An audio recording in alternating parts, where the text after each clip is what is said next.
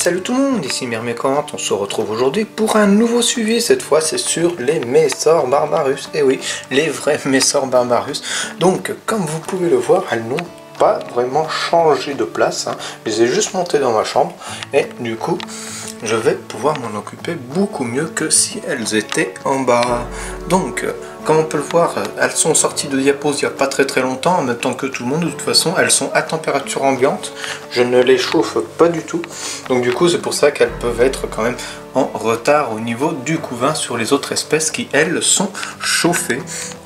Donc, comme vous pouvez le constater, il y a un petit peu de couvain par ici, des larves, etc. Mais c'est à peu près tout. Car il faut savoir que dans ma chambre il fait seulement 20 degrés, donc du coup c'est pas énorme comme température pour un début de saison pour ces chères demoiselles. Mais c'est pas dramatique, hein.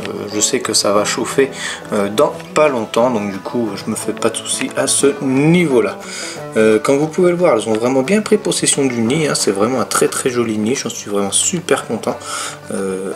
Je recommande énormément ces genres de nids là, hein, comme j'ai dû le faire certainement dans l'autre vidéo, mais je vous le redis, allez voir Terrafourmi sur son Facebook. De toute façon je vous mettrai son Facebook dans le descriptif de la vidéo, comme ça vous pourrez regarder tout ce qu'il fait un petit peu et peut-être même lui poser des questions si jamais vous en avez.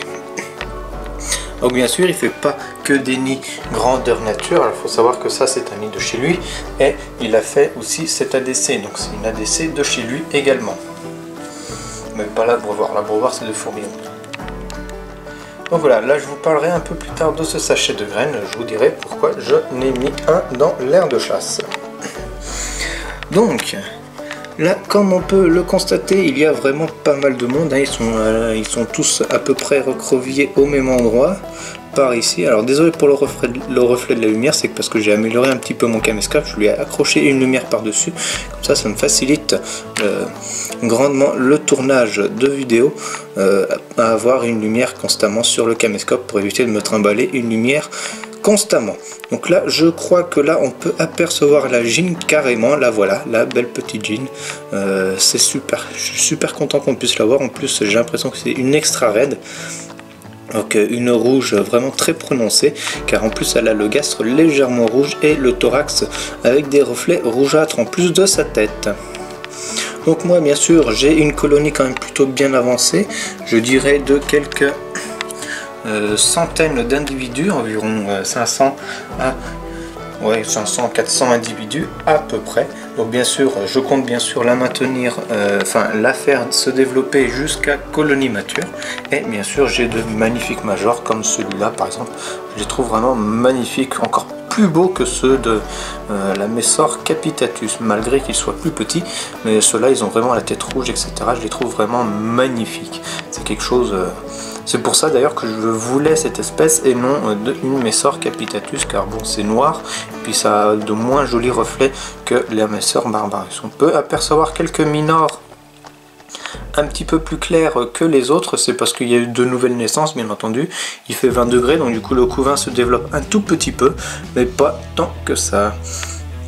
Donc là c'est vraiment la salle du couvain, donc il n'y en a pas énormément, c'est normal, hein. La gine s'est remise à pondre il y a très peu. Je ne saurais pas vous montrer une grappe à œufs, là c'est du pain à fourmis, de ce qu'on peut voir ici. Là il y a une larve, etc. Donc c'est vraiment plutôt sympathique, le développement commence à reprendre petit à petit. Donc voilà, bien sûr j'humidifie ici, donc du coup là c'est là où je vous montre où il y a les fourmis, c'est la partie humide, et la partie sèche elle se situe en bas où il y a le grenier à graines. Bien sûr le grenier à graines est toujours très sale à ce qu'on peut remarquer, mais il y a toujours quand même pas mal de greniers, parce qu'il y a pas mal de salles remplies de graines.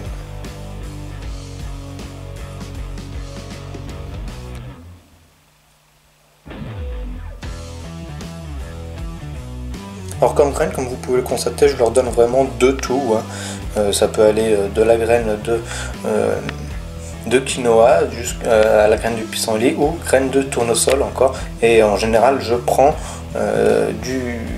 des graines de canari, un mélange de graines de canari, comme ça donne pas mal de variétés de graines. Et également j'essaye de leur donner d'autres graines. C'est notamment ce qu'il y a dans l'aire de chasse, le petit sachet là. C'est une autre variété de graines, je sais pas vraiment ce que c'est des graines normalement pour plantes d'aquariophilie. Alors je vais voir si elles en veulent. Si elles en veulent, tant mieux, sinon tant pis, c'est pas grave, je l'enlèverai. Mais voilà, aussi autre petit test que je faisais, c'est savoir si elles étaient capables de rentrer dans le sachet et retirer les graines une à une, etc. Pour leur donner un petit peu plus d'exploration que d'habitude. Bien sûr, pour les Messor barbarus, enfin les Messor en général, toujours prévoir un abreuvoir dans l'aire de chasse pour qu'elles puissent faire au mieux leur pain à fourmis. Alors là, on peut observer quand même que l'aire de chasse est assez sale, donc du coup il faudra vraiment que je le nettoie à la fin de la vidéo. Bien sûr, j'y pense jamais quand je veux tourner, et une fois que je tourne, je me dis tiens, ce serait bien que je fasse ça, donc du coup je le fais à chaque fois après. Donc c'est pas bon, c'est pas bien dramatique. Et voilà. Donc on peut observer aussi dans le tuyau que le tuyau est quand même assez sale également, mais là on peut voir qu'elles essayent de rentrer une graine de tournesol. Ça fait 2-3 jours qu'elles sont là. Je pense que la graine de tournesol est bloquée, mais elles s'acharnent dessus, elles essayent de tirer. Et je pense que, connaissant les fourmis, elles vont y arriver. Bon, elles abandonnent pas si facilement que ça la nourriture. Donc voilà, il y a toujours un petit peu de monde qui se balade dans les tuyaux, donc ça fait toujours assez plaisir. Bon, je pense que je changerai bientôt les tuyaux pour un tuyau de la même longueur, enfin de la même épaisseur tout le long. Ça fait toujours un petit peu plus joli, moins bricolé, je trouve. Donc là on peut observer un magnifique major. Donc c'est vraiment pas mal, je suis vraiment très content de cette espèce là.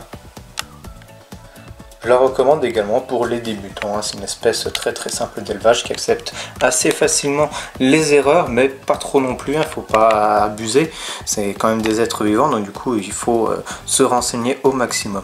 Donc n'hésitez pas, j'ai quand même fait des fiches d'élevage, hein. Je vous mettrai la playlist des fiches d'élevage dans la description de cet épisode là si cela vous intéresse. Bien sûr, j'ai fait plusieurs fiches d'élevage sur plusieurs espèces.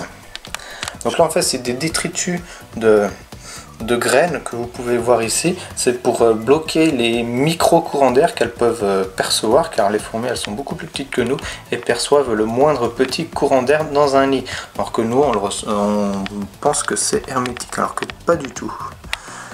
Donc là on peut observer une jeune fourmi ici, là, une jeune minor, la plus claire au milieu de l'écran.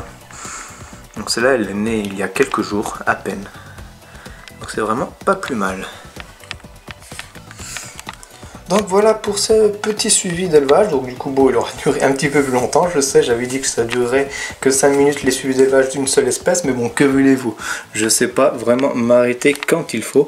Donc du coup j'espère vraiment que cette vidéo vous aura plu, j'ai plus qu'à vous dire à la prochaine pour une future vidéo. Ciao tout le monde.